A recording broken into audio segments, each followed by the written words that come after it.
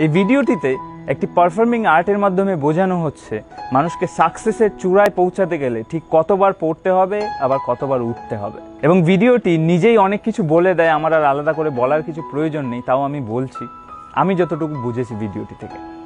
ভিডিওটিতে দেখতে পাচ্ছ একটা লোক একটা সিঁড়ি দিয়ে ওঠার চেষ্টা করছে এবং কয়েকটা ধাপ উঠেই উনি পড়ে যাচ্ছেন, আবার উঠছেন, আবার একটা ধাপ উঠে আবার পড়ে যাচ্ছেন, এবং আবার উঠছেন, ঠিক একইভাবে আবার কয়েকটা ধাপ উঠে বা একটা ধাপ উঠে আবার পড়ে যাচ্ছেন। এবং এইভাবে বারবার পড়তে থাকেন এবং উঠতে থাকেন, পড়তে থাকেন আবার উঠতে থাকেন, এবং পড়তে পড়তে উঠতে উঠতে উনি একটা সময় গিয়ে টপ যে সিঁড়িটা আছে সেটাই গিয়ে দাঁড়ালেন। কিন্তু দাঁড়িয়েও সেখানে দাঁড়াতে পারলেন না, উনি পড়ে গেলেন। এবং এইবার পড়ে যাওয়ার পর উনি আর আগের মতো লাফও দিতে পারছেন, ওনার লাফ দেওয়ার রেঞ্জটা দেখো ধীরে ধীরে অল্প হয়ে আসছে।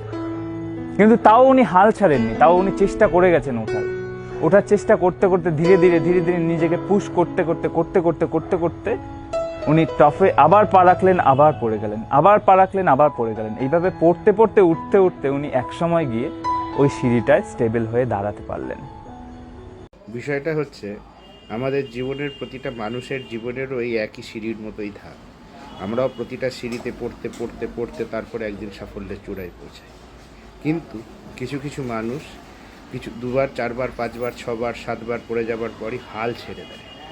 এই হালটা ছেড়ে দিলে হবে না। জীবনের যতবার পড়বে ততবার আবার উঠে দাঁড়ানোর চেষ্টা করতে হবে। কারণ সঠিক পরিশ্রম আর চেষ্টা যদি থাকে তাহলে নিশ্চয়ই না একদিন সাফল্যের শিখরে পৌঁছানো যাবেই যাবে।